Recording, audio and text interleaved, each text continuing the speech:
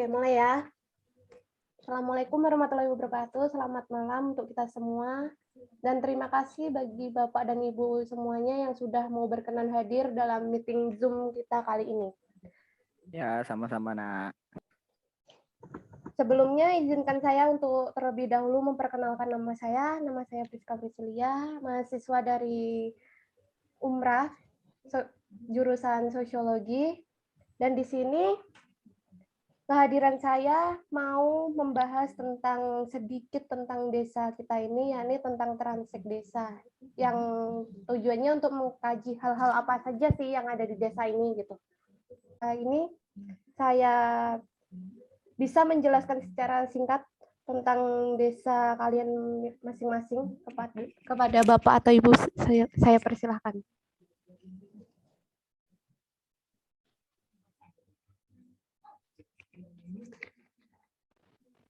Siapa nih yang duluan? Saya aja kali ya. Iya, ya. Oh, kalau gini deh, kalau di desa kami itu, seingat saya ya, karena banyak teman-teman saya, ibu-ibu itu bermata pencarian sebagai petani.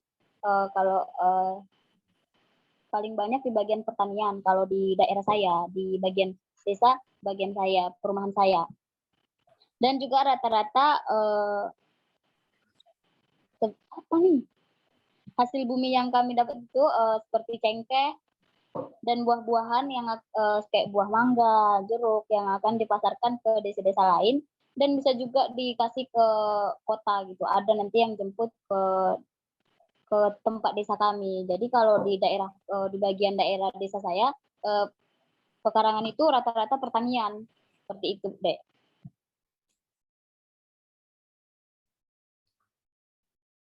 Mungkin untuk Bapak atau Ibu yang lain bisa menjelaskan mengenai sedikit tentang hal-hal apa saja sih yang ada di desa kita? Baik, Dek. Terima kasih. Di sini saya akan menjelaskan mengenai desa yang ada di desa kita ini.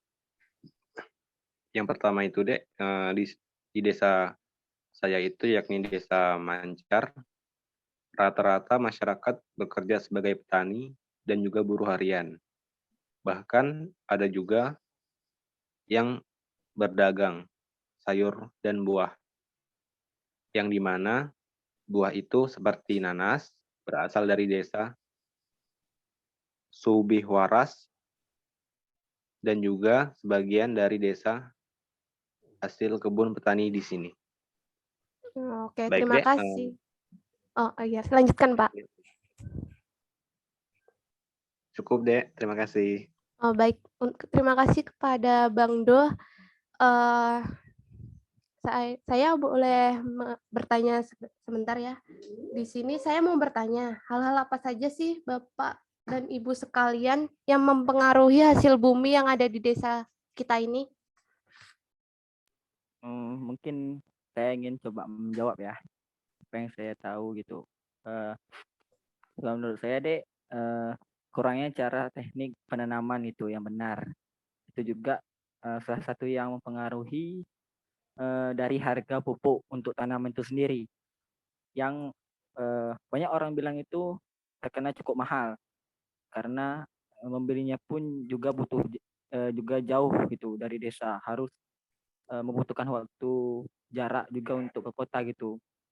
Jadi itu sih sebagai kendala atau kurangnya dari hal tersebut. Mungkin itu dari saya mungkin, Dek. Oke, terima kasih Bang Yo. Berarti jauhnya akses ke kota juga mempengaruhi untuk membeli obat-obatan dari tanaman itu ya Pak ya? Ya benar, seperti itu.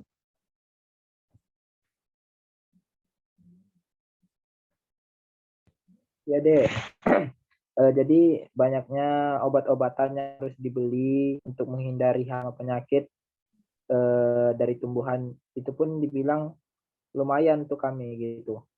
Di sekitar desa ada toko obat-obatan itu, namun harganya jauh dibanding di kota. Jadi kita harus pergi ke kota dulu, dan untuk ke kota kita butuh transportasi dan lumayan jauh dari desa gitu. Terima kasih Bang Re. Lalu bagaimana ya Bapak atau Ibu cara untuk mengolah lahan yang ada di sini? Terima kasih kepada Dek Priska. Jadi di lahan desa kami itu rata-rata sebagai pemukiman dan ada juga untuk lahan taninya. Itu tepatnya di Desa Mancar. Nah, kalau untuk di Desa Sugiwaras itu pun sama. Namun di situ bisa dibilang lahannya untuk tani itu cukup luas daripada di Desa Mancar.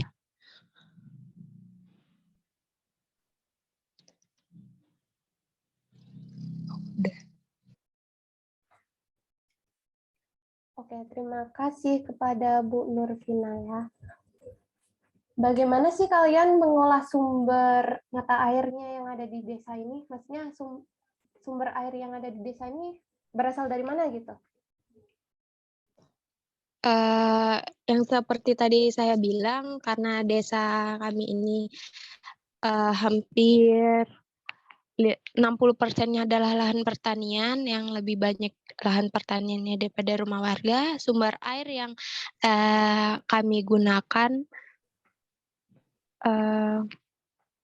itu dari sumur galian. Ada juga yang memanfaatkannya dari mata air di sungai. Gitu, Adek Priska. Baik, terima kasih kepada Bu Nurvina Hati. Artinya untuk sumber mata air yang ada untuk di desa ini tidak ada kesulitan ya Bapak sama Ibu. Lalu mengenai fasilitas umum yang ada di desa ini bagaimana ya Bapak atau Ibu? Bisa dijelaskan secara rinci aja nggak sih? Oh, bisa. Mungkin saya bentar ya. Kalau untuk itu, kalau di Desa Ngancar sendiri masih belum terlalu memadai gitu. Bisa dibilang belum terlalu cukup untuk para warganya gitu, belum memenuhi. Kalau untuk di fasilitas kayak sekolahan pun cukup, hanya sekolahan saja. Kalau di sekitar masjid, posyandu itu masih belum mumpuni gitu, masih belum cukup untuk warganya yang lain. Kita akses ke puskesmasnya pun cukup jauh. Jadi itu yang menjadi kendala di Desa Ngancar gitu. Mungkin ada tambahan dari warga yang lain boleh?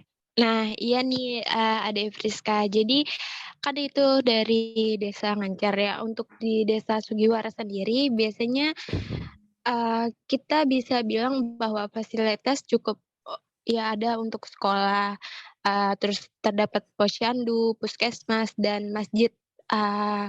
Jadi di Desa Sugiwaras itu lebih cukup memadai gitu, untuk beberapa fasilitas yang tadi saya sebutkan.